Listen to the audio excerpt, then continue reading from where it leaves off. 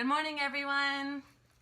Welcome to the first Sunday after Eastside Church Kids Collective Digital Worship. We are so excited that you are joining us today, and we wanted to start our morning off with a special song welcoming each of you. We learned this song at Kyler's school, and the way that it will go is that we will sing each of your names and welcome you and show a picture. And as we do that, you can either give a handshake or a high five or do a little dance. And do chick. And then we'll go on to the next friend. So if you did not get included this Sunday, then please have your parents send me a picture of you and we will include you next Sunday.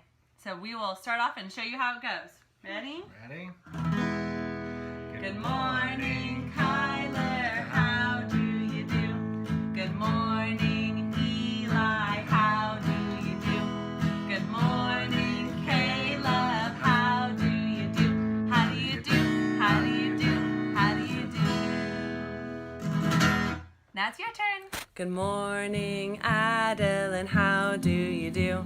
Good morning, Jake. How do you do? Good morning, Will. How do you do? How do you do? How do you do? How do you do? Good morning, Edie. How do you do? Good morning, Campbell. How do you do? Good morning, Liam. How do you do? How do you do? How do you do? How do you do? Good morning, Kellen. How do you do? Good morning, Keaton. How do you do? Good morning, Kai. How do you do? How do you do? How do you do? How do you do? Good morning, Ephraim. How do you do? Good morning, Rowan. How do you do? Good morning, Emmy. How do you do? How do you do? How do you do? How do you do? Good morning, Annie. How do you do? Good morning, Lily. How do you do? Good morning, Caroline. How do you do? How do you do? How do you do? How do you do? Good morning, Micah. How do you do? Good morning, Porter. How do you do? Good morning, Selah. How do you do? How do you do? How do you do? How do you do? Good morning, Avery. How do you do? Good morning, Tommy. How do you do? Good morning, Everett. How do you do? How do you do? How do you do? How do you do? Good morning, Amelia. How do you do? Good morning, Colton. How do you do? Good morning, Sawyer. How do you do? How do you do? How do you do? How do you do? Good morning, Ewan. How do you do? Good morning, Nola. How do you do? Good morning, Ginger. How do you do? How do you do? How do you do? How do you do? Good morning, Kaden. How do you do? Good morning, Adrian. How do you do? Good morning, Jeremiah. How do you do? How do you do? How do you do? How do you do? Good morning, Zechariah. How do you do? Good morning, Austin. How do you do? Good morning, Sawyer. How do you do? How do you do? How do you do? How do you do? Good morning, Isla. How do you do? Good morning, Everett. How do you do? Good morning, Price. How do you do? How do you do? How do you do? How do you do? Good morning, Quinn. How do you do? Good morning, Eastsiders. How do you do? Good morning, world. How do you do? How do you do? How do you do? How do you do? Thanks for joining in that fun song, everyone. Today we are going to start a new series for our lessons called Knowing Jesus in a New Way. Last Sunday, on Easter Sunday, we ended our story of the resurrection of Jesus on a liturgical color that changed from purple to white. So that is where we begin our story today. And our liturgical color will remain white during Eastertide, which is what we call this season in the church, all the way up until Pentecost Sunday, the red hot day when the Holy Spirit came and joined us on earth. So I hope you enjoy today's lesson. On the first day of knowing Jesus in a new way, the women went to the tomb. There were 3 Marys among others. Mary Magdalene seemed to lead the way, and there was Mary, the mother of James, and Mary, the mother of Jesus. Mary Magdalene was not a mother. She was a good and strong friend. They carried spices with them to finish the burial and wondered how they would get inside.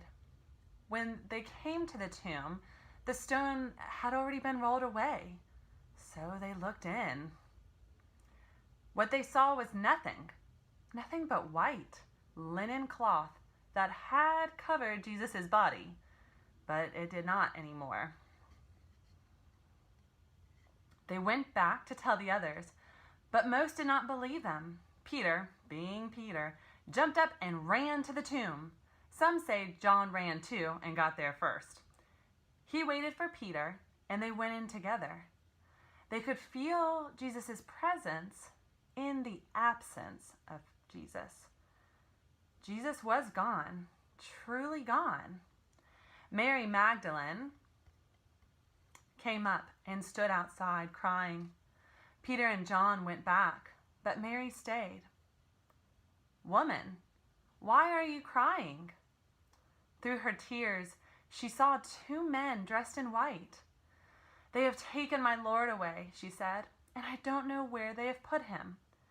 At this, she turned around and saw Jesus standing there, but she did not realize that it was Jesus. He asked her, "Woman, why are you crying? Who is it that you are looking for?" Thinking that he was the gardener, she said, "Sir, if you have taken him away, tell me where you have put him, and I will go get him." Jesus said to her, "Mary." She turned towards him and cried out in Aramaic, "Rabboni," which means teacher. Mary must have stepped forward because Jesus said, "No, you cannot hold me. I have risen, but not yet ascended." And then he was gone. Mary went back to tell the others. I love this story. I love it because the whole time Jesus was there. Jesus was there talking to Mary, and Mary didn't even realize it. And I wonder how often we lose something and don't even realize that it's right in front of our eyes. Has that ever happened to you?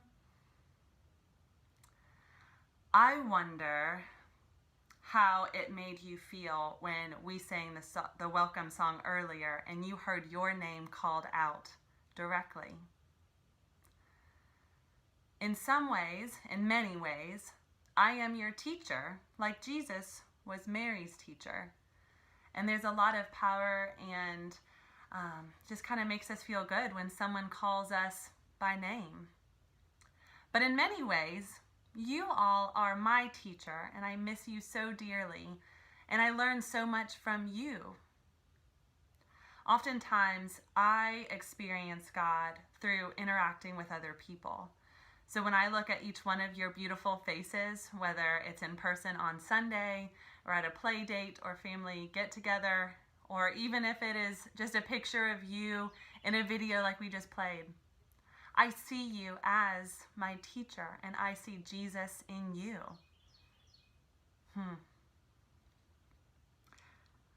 I wonder if there is anything in your room or your house that helps you to tell more to this story.